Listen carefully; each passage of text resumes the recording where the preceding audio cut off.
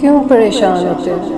اللہ ہے نا، وہ سنبھال لے گا، وہ کوئی راستہ نکال دے گا۔ دیکھیں وہ وہی کرے گا جو آپ کے لیے بہتر ہوگا، بہتر ہی نہیں میں کہتی ہوں بہترین ہوگا، اس بات کا یقین رکھیے۔ وہ آپ کو تڑپتا ہوا اکیلا کبھی نہیں چھوڑے گا، لاکھ دنیا آپ کے کام میں رکاوٹ بنے، ہوگا وہی جو اللہ چاہے گا اور اللہ نے آپ کے لیے سوچ رکھا ہوگا۔ دیکھیں کبھی کبھی یہ بات بھی ہمیشہ یاد رکھیں، کبھی کبھی ہماری کچھ دعائیں ایسی ہوتی ہیں جو ہمارے لیے نقصان کا باعث ہوتی ہیں فیوچر میں، ٹھیک ہے، بننے والی ہوتی ہے، لیکن ہمیں علم ہی نہیں ہوتا۔ آسان سے مثال دوں، دیکھیں جو میں عموماً دیتی ہوں کہ مختلف قسم کے بچے ہوتے ہیں، ٹھیک ہے، کچھ ہوتے ہیں فوڈی قسم کے، کچھ ہوتے ہیں ٹوائز لور، کچھ ہوتے ہیں شریر قسم کے جنہوں نے آگ سے کھیلنا ہوتا ہے، نائف سے کھیلنا ہوتا ہے،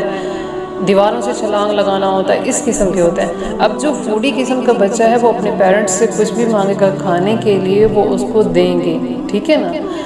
اور جو ٹوائے لور ہے، اگر وہ بھی کوئی مارکیٹ میں نیا کھلونا آیا، پیرنٹس کوشش کریں گے اگر وہ مانگ رہا ہے تو اس کو لا کے دیں۔ لیکن جو شریر قسم کا ہے، جس کو دیواروں سے چھلانگ لگانے کا شوق ہے، جی آگ سے کھیلنے کا شوق ہے، وہ چاہے ضد کرے، چیخے چلائے، اس کو اس کام کی اجازت نہیں دی جائے گی۔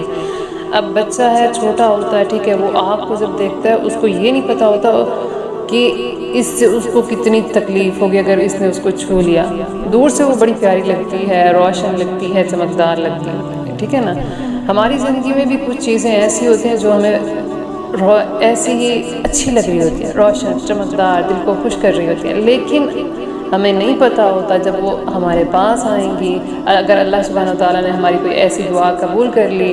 ٹھیک ہے نا، وہ ہمارے لیے کتنی تکلیف کا باعث بن جائے گی۔ لہٰذا اس طرح کی دعائیں جو ہمارے لیے تکلیف کا باعث ہوتی ہیں نا، لیکن ہمیں اچھی لگ رہی ہوتی ہیں،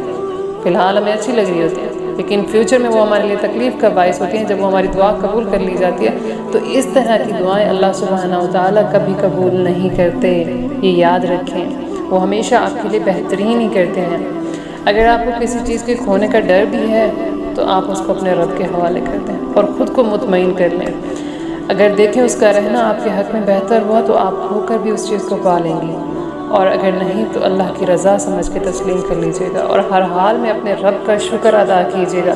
دیکھیے گا وہ اتنا آپ سے راضی ہو جائے گا نا کہ گویا آپ نے کچھ کھویا ہی نہیں، کیونکہ آپ رب تعالیٰ کی محبت اس ٹائم پا لیں گے، اور رب کی محبت تو آپ کو غنی کر دے گی، اس کے بعد کوئی خواہش جو ہوتی ہے وہ باقی نہیں رہتی۔